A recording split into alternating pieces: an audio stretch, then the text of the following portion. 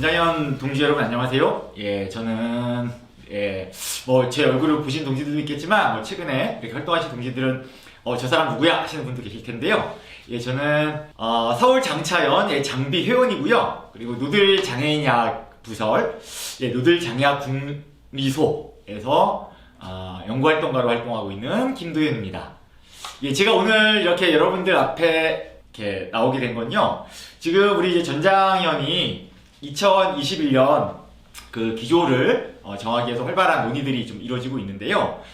좀 해설을 여러분들께 드리기 위해서 제가 짧은 미니 강의를 준비를 했고요. 여러분들 이제 지금 제출되어 있는 그 기조 초안을 보시면 이 기조에서 이제 그 능력주의에 대한 얘기 그리고 이 비장애 중심주의라는 얘기들이 많이 나와요. 그러면 이런 이제 비장애 중심주의를 이제 영어로는 에이블리즘이라고 하는데요. 이 에이블리즘과 능력주의 그리고 이 전장현의 운동 이것이 어떻게 좀 연결되어 있고 우리가 왜 이런 문제의식들을 제출했는가에 대해서 말씀을 좀 드려보도록 하겠습니다. 우선 첫 번째는 이 능력주의와 장애인의 배제라는 문제에 대해서 말씀을 드리려고 하는데요. 사실은 이 능력주의라고 하는 이제 문제의식이 저희 전장현의 기조에 들어오게 된 건 최근에 이제 한국 사회에서 이 능력주의와 그리고 이 능력주의와 이제 연결되는 공정성 담론이 이제 득세를 하면서요. 이에 대한 어떤 그 성찰이나 비판도 이제 함께 활성화되고 있는 이런 이제 맥락이 사실은 이제 놓였습니다. 제가 이제 장애학 국리소에서 활동을 하다 보니까 이제 이렇게 책들을 좀 살펴봤는데요. 사실 이제 작년에 2020년이죠.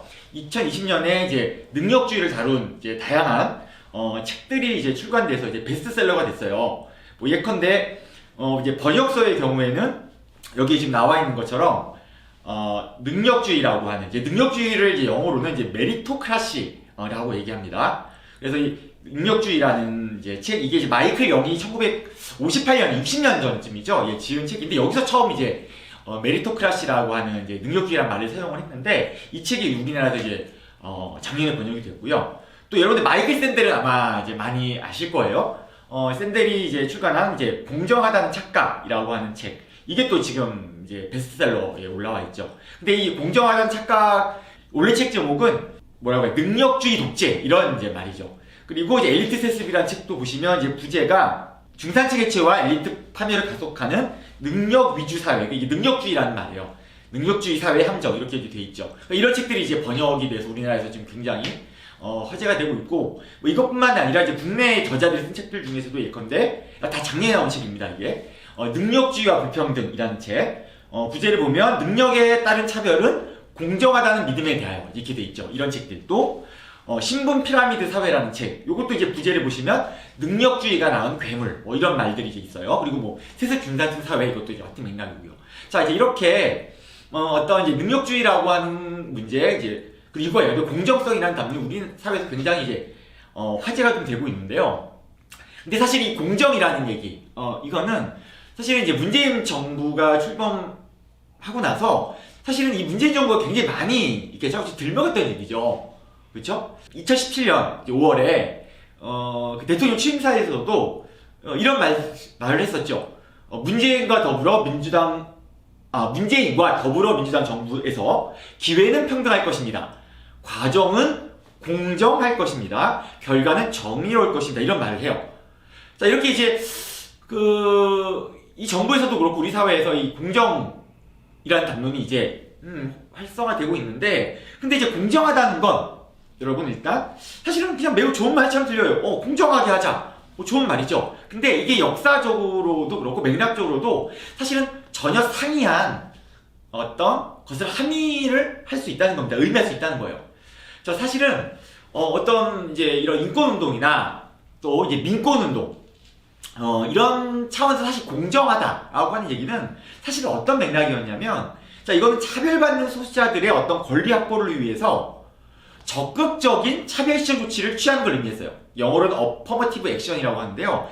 이런 적극적인 차별시정을 통해서 공정한 사회를 만든다. 이런 맥락이죠. 그래서 예컨대 이 적극적 차별시정 조치라는 거는 그러니까 이 차별받는 소수자들 예컨대 뭐 여성이나 뭐 이런 경우에 이제 공직에서 여성 할당을 한다든지 장애인들이 이제 노동에서 차별받고 배제되니까 이런 장애할당 제도, 네, 이건데 우리나라 장애 의무 고용 제도 같은 거, 또 대학에서 뭐 장애인 특례 입학이나 노무처 특별 전형 같은 거, 이런 게 이제 소위 말하는 어퍼머티브 액션에 해당을 합니다. 적극 차별식 조치. 자, 그러니까 어떤 인권운동에서 이런 맥락으로 공정하다는 얘기가 말이 이제 쓰였는데, 근데 이제 최근에 어떤 이 신자유적 경쟁 사회 속에서 등장한 공정이라는 건 뭐냐?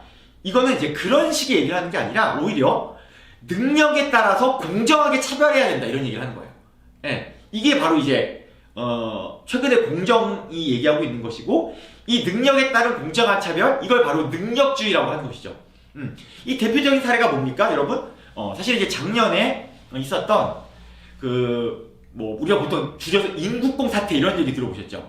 그러니까 인국공 사태는 뭐냐면 그 인체국제공항공사에서 이 비정규직으로 있던, 주로 이제 검색 요원들이 이제 비정규직이 많이 있었는데, 이런 비정규직들을 정규직화하려고 하니까 이제 같이 일을 했던 동료 정규직들이 반발하고, 근데 동료 정규직들만이 아니라 바로 이 취업 준비를 하고 있던 취준생들이 엄청나게 반발을 했어요. 왜?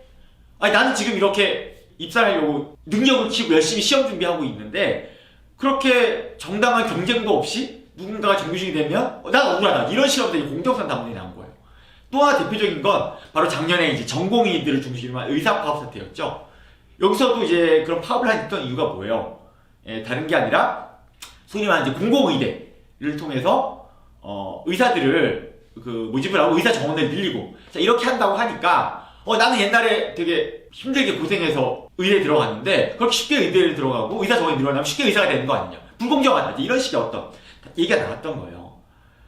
자, 그래서 최근에 우리 사회의 공정담론은 어떤 차별받는 사람들이 적어도 평등의 위치에 선다, 이런 것이 아니라 능력에 따라서 공정하게 차별해라, 이런 식으로 어떤 능력주의와 공정담론이 얘기되는 거죠.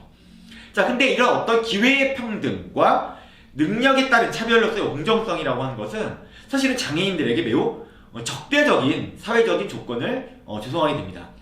자, 이를 이제 아주 압축적으로 보여주는 게 뭐냐면 바로 이제 그 정의론이라고 하는 책의 저자이자 자유주의적 정의론의 대가로 추앙받는 존 롤스라는 사람이 있어요. 정치 철학자이자 이제 정의론의 대가인데요. 이 사람이 1985년에 쓴 공정으로서의 정의라고 하는 논문에서 뭐라고 얘기하냐면, 여기 지금 이제 보이실 텐데 뭐라고 얘기하냐면 이렇게 얘기합니다. 우리는 공정한 협력 체계로서의 사회라는 개념에서 시작하기를 원하기 때문에, 그렇기 때문에 정상적이고 충분히 협력적인 사회 구성원이 될 수 없을 정도로 어떤 심각한 영구적인 신체적 장애와 정신적 장애를 지닌 이들은 아예 제쳐놓겠다, 이렇게 얘기를 합니다.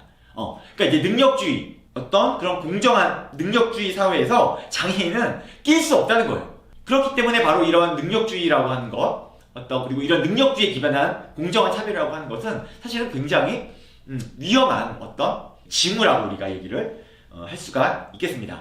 자, 근데 이런 어떤 능력주의의 문제는 근래 들어서만 어떤 이렇게 이제 문제됐다기보다 사실은 장애인 범주가 역사적으로 형성되는 과정에서 이미 이 능력주의 문제라는 것이 들어가 있습니다.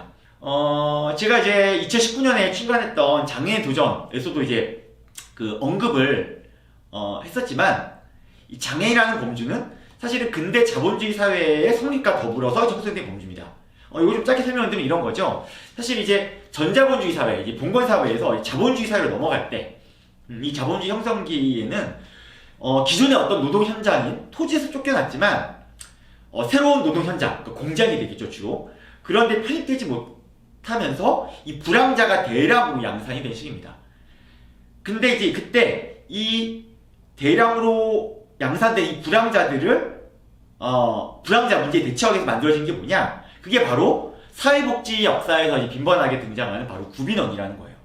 근데 이 구빈원이 사실 말이 좋아 구빈원이죠. 영어로 표현하면 이 구빈원이 워크하우스라고 이제 영어로 표기가 되거든요. 워크하우스. 그러니까 이게 구빈원이 뭐였냐면 앞서 말씀드렸던 그런 불황자들을 일정한 훈육의 과정을 거쳐서 이 임금 노동 이 관계로 밀어넣기 위한, 공장으로 밀어넣기 위한 일종의 이제 강제노동 수용소였어요. 자, 근데 일정 시점이 이제 지나자, 이 구빈원이 만들어지고 나서 일정 시점이 지나고 나서 이 국가가 어떤 구비너에서 효과적인 훈육 그리고 이제 낙태를 방지한다는 어떤 이 목적에서 이 수용자들, 구비넌에 수용되었던 이 불황자들을 이제 분류를 하기 시작해요. 근데 이 분류의 핵심적인 목표가 뭐였냐? 그게 바로 일할 능력이 없다고 간주된 사람들이죠. 네, 능력이 없다. 일할 능력이 없다고 간주된 사람들을 일할 능력이 있지만 하지 않으려고 하는 사람들과 분리하는 거였어요. 그래서 1843년에 1844년에 예컨대 영국에서는 이 개정구비법이라고 하는 것이 만들어지는데 이때 아동이나 병자, 광인 그리고 이제 디펙티브라고 불리던 사람들, 뭐 심신결함자 이런 뜻이죠. 우리나라로 하면 노약자 이런 사람들을 특별히 중요한 5개의 범주를 설정하고 이런 사람들에게 어떤 꼬리표를 붙이느냐. 영어로 the disabled body라는 꼬리표를 붙여요. 예, 그러니까 일할 능력이 없는 몸 이런 뜻이죠. 그리고 이런 일할 능력이 없는 몸 바깥에 있는 사람들에겐 자녀적으로 the able bodied 그러니까 일할 능력이 있는 몸 이런 뜻이에요. 이런 꼬리표를 붙이고 이제 이들 노동 능력자로 간주하게 된 거예요. 자, 바로 이 the disabled bodied라고 하는 것이 바로 인류 역사에서 처음 등장한 장애인이라는 범주죠. 그리고 이들은 뭐예요? 솔직히 능력 없는 몸 이런 뜻이었던 거예요. 예. 자, 그리고 이렇게 이제 구분이 되게 되니까 어떻게 되느냐? 그 아동들은 이제 이 중에서 아동들은 이제 이렇게 근대와 더불어 시작된 공교육 시스템에 맡겨지게 되고 나머지 사람들은 별도의 구비넌이 아닌 별도의 수용시설을 보내지게 됩니다. 예. 자, 그래서 오늘날 관점에서 보면 그 The Disabled Bodied에서 아동을 제외한 나머지 사람들이 장애인을 구성하게 되는 것이고 그들이 보내졌던 이 별도의 시설이 바로 오늘날 우리가 이제 탈시설 투쟁 열심히 하고 있는데 바로 그 장애인 수용시설이 기원이 되는 거예요. 정리를 하자면 바로 장애인이라고 하는 개념 혹은 범주 이것은 노동을 통해서 사회에 기여할 능력이 없다고 판단된 이들을 시설에 격리한 것과 동시 형성됐다는 거죠. 자, 그러니까 바로 이 역사적으로 보면 이 능력주의라고 하는 것이 장애인이라고 하는 범주의 형성과 이미 밀접하게 연결이 되어 있다. 이런 것들도 우리가 확인을 할 수가 있겠습니다. 자, 그래서 이 비장애 중심주의라고 하는 것 이제 영어로는 에이블리즘인데요. 자, 이것의 어떤 철폐라고 하는 거는 지금까지 설명드린 내용에도 이미 드러나듯이 어떤 능력주의 사회의 해체와 불가분의 관계에 있다는 겁니다. 그래서 이제 저희가 이 능력주의라고 하는 문제를 전장애 운동이 중요하게 올해 이 기조에서 이제 다루게 되는 거죠. 자, 이걸 조금 더 이제 정리해서 살펴보면은 이렇습니다. 장애인을 아까 저희가 살펴봤던 것처럼 뭐 또 disabled bodied 하는 표현도 등장을 했고 그래서 이제 장애인을 영어로 disabled people이라고 하지만 사실 이것보다 오늘날 더 많이 쓰이는 어떤 용어는 뭐예요? 장애인을 영어로 할 때 person with disability라고 합니다. 이게 장애인이죠. 그러니까 장애가 영어로 뭐예요? disability란 말이에요. 자, 그러면 비장애인을 물론 콩글리시이긴 합니다. 예, 그러나 비장애인을 한번 영어로 표현해보면 자, disability가 장애고 그럼 비장애는 영어로 뭐예요? 바로 ability죠. 그러니까 비장애는 콩글리시로 쓰면 뭐예요? person with abilities라고 할 수 있어요. 그러니까 이걸 번역을 해보면 능력 있는 사람이 비장애인인 거죠. person with abilities. 그죠? 그럼 이걸 또 다시 한번 좀 다르게 부정을 해보면 자, with를 부정하면 without이니까 다시 한번 부정하면 person without abilities가 바로 장애인이에요. 그러니까 번역을 보면 능력 없는 사람인 거죠. 네. 자, 그래서 여기서도 이제 드러나듯이 아까도 말씀드렸듯이 이제 에이블리즘은 비장애 중심주의, 장애 차별주의를 뜻하지만 여러분 에이블이 능력이라는 뜻이잖아요. 그죠? 바로 그러니까 장애 차별주의, 비장애 중심주의라고 하는 게 그 안에 능력주의가 있다는 거예요. 그죠? 에이블리즘. 콩글리시로 번역하면 이 바로 능력주의죠. 그죠? 에이블이 능력이라는 뜻이니까.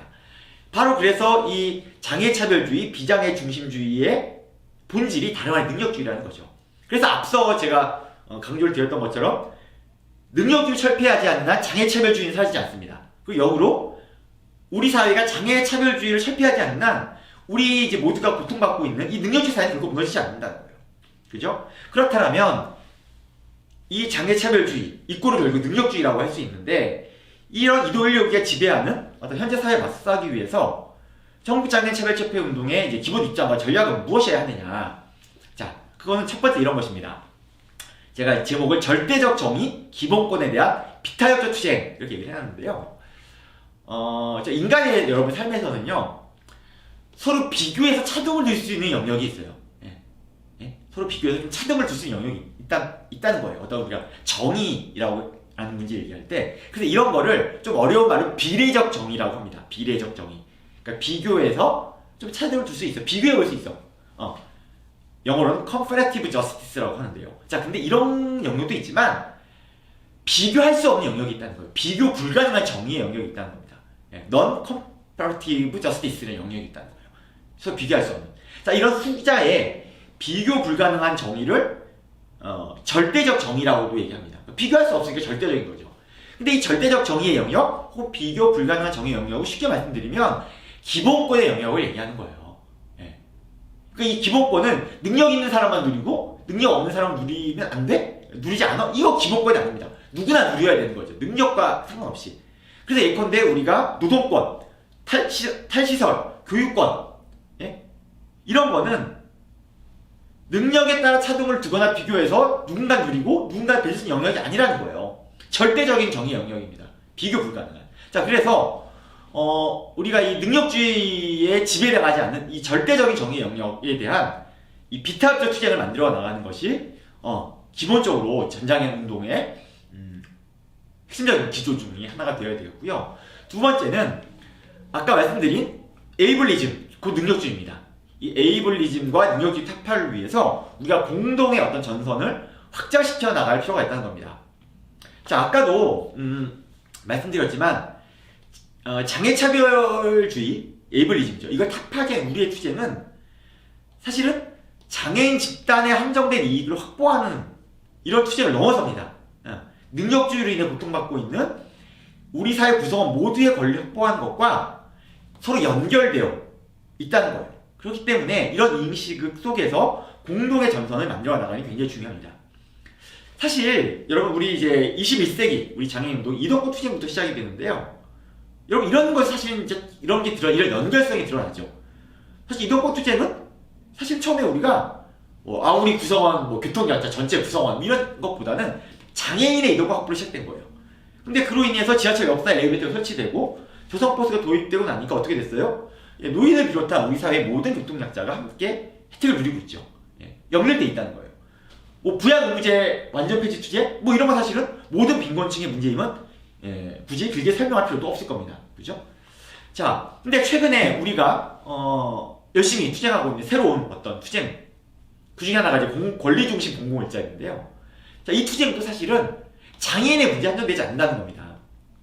여러분 이제 최근에 이 만들어진 신조어 중에 unnecessary art라는 게 있어요. 그러니까 unnecessary art라는 건 뭐냐면 여러분 necessary 필요하다 이런 뜻이에요.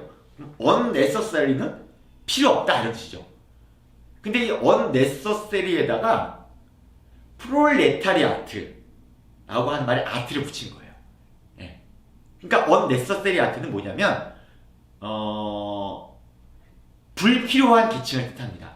여러분 아마 이 말은 낯설지만 프레카리아트라는 말을 들어보셨을 거예요. 프레카리아트. 그러니까 이건 뭐냐면 불안정 노동 계층을 의미하는 거예요. 마찬가지로 이제 우리 사회의 전반적인 노동이 불안정해지면서 이제 이런 신조어가 생긴 건데 불안정 노동 계층을 의미하는 프레카리아트라는 말이 생긴 건데 소위 말하는 4차 산업혁명 시대에 이 단순 노동, 육체 노동은 로봇으로 대체가 되고 그죠? 그러니까 어떻게 돼요? 이 노동자들 관리한 중간 관리 노동이 최소화돼요. 또 최근에 이제 인공지능 때문에 소위 말하는 이제 정신 노동도 육체 노동만 아니라 정신 노동도 인공지능과 경쟁하면서 점점 일자리가 없어진다는 거예요. 그러면서 이제 많은 사람들이 소위 말하는 이제 불안정 노동 계층도 아니고 아예 불필요한 계층이 되어버린다는 거죠. 그러니까 그런 사회 우리 사회가 점점 바뀌고 있다는 거예요.